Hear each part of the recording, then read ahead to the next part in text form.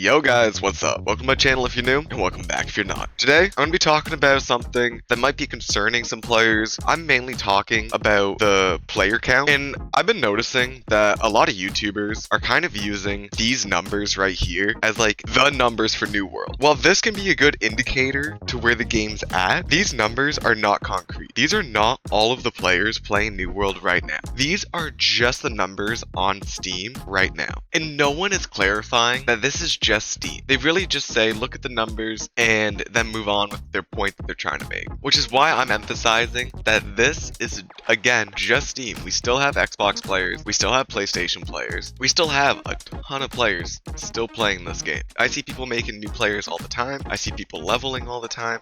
The world feels the most full that it's been since like Brimstone. Even the Elysian Wilds expansion didn't make the world feel full again because everybody was just doing endgame. But the console release really does make the world feel full again. Even back when I made my is the hype over or not video a couple months back, I did use the Steam chart as a reference to whether the game's hype was over or not. And I concluded in that video that yes, the hype was over. And we even had someone comment that they weren't sure that the hype was over, but the hype was definitely over. And you could see that with the indication of the Steam chart when it came out, that we peaked at the hype on September 30th, and then it started going down from there. And a lot of people will be like, well, why is it bleeding players so much? Is it lack of content? Is it that the game's not fun? Is it bugs and glitches? Like, why is it bleeding so many players on Steam? Well, to be fair, a lot of these players in this bump over here played during this time over here, and they also played during this time here, and they also played during this time here. So a lot of these players have been playing the game already on Steam. So they come back, they check out the game, they see, oh, okay, they added this, they added that, it keeps their attention for a month or two, and then they move on to the next game, right? Console players, though, they're just getting to the end game. They're just starting to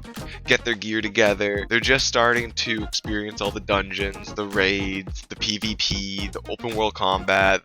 They're starting to experience all this. So we still have all those players. And a lot of the players that I see in the chat are console players. Yes, there's still a lot of Steam players, but you are seeing a lot more console players pop up in the chat now. And that is actually really nice to see. And this isn't a fresh start server either. This is a legacy server. So all these console players are people who joined Steam players. A lot of the console mains joined fresh starts at the beginning, but as you can see, as for a legacy server, we have quite a bit of console players on our server, which is actually pretty nutty. So should you be concerned? Is New World dying? Is it a good time to start playing, stop playing? Like, what's the verdict here? Like, what's the final word, right? I would say that New World is not completely dying because yes, we are bleeding Steam players, but again, we still have all those console players that are grinding, that didn't stop playing, that are just starting to experience this end game.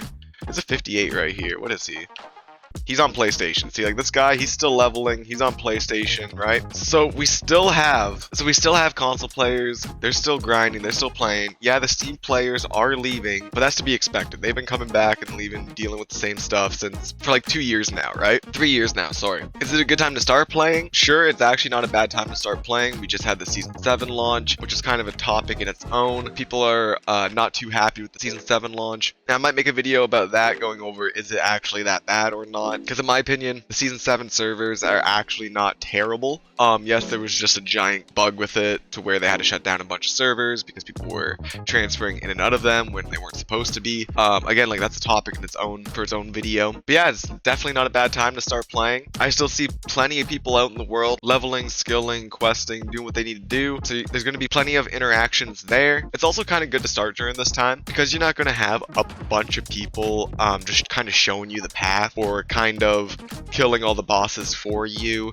Like a lot of the times when you're doing these quests and it's like, oh, go kill this final boss for this quest line, right? Like it's the final quest in the quest line, you gotta go kill the main guy. Well, if you start on like an expansion launch or like a really hype time, that area is probably going to be packed. Like you're not really gonna have to try. Like the fight's going to be super easy because you just hit it once and then you get kill count for it. And don't get me wrong, like playing on a launch and stuff like that is really fun as well, if you're like kind of into that. But if you want to, you know, figure it out yourself, actually have a challenge, play the game kind of how it's supposed to be played, then yeah, now's the time to start playing. Now's the time to jump on, start grinding, get ready for the next expansion. Because yeah, we're down right now on Steam with players. I'm sure consoles are down a couple too, but it's like, it's not as drastic as Steam, I'm sure. We're down on Steam right now, but I feel like the expansion is going to be hype. I feel like that's going to bring everybody back. I feel like there's going to be a bunch of good stuff there. Also have the new OPR map that's going to be beta tested soon. Don't know when that's happening. When I find out, I'll make a short about it, so make sure you guys subscribe to the channel if you guys want further updates on that stuff. Also, final last words, don't use Steam charts as like,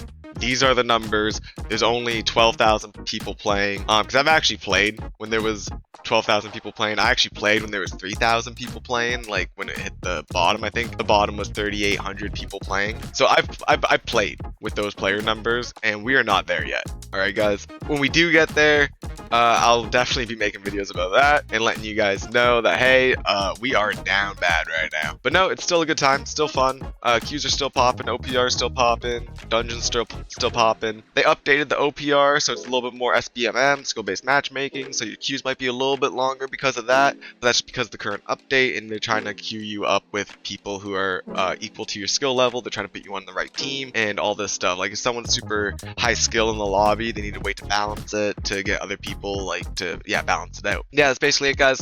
Game's still popping. Don't take Steam chart as concrete. This is what it is because it's not. We have console now. Yeah, just wanted to get that out there. If you guys like this video, like it. Comment down below. Just what are your thoughts about the state of the game? What do you think? Clearly there's some things going on right now with the bugs or whatever, but hopefully that's resolved and those servers are fine. My server didn't get affected by it, thank God. And yeah, that's it, guys. Alrighty, I'm outie.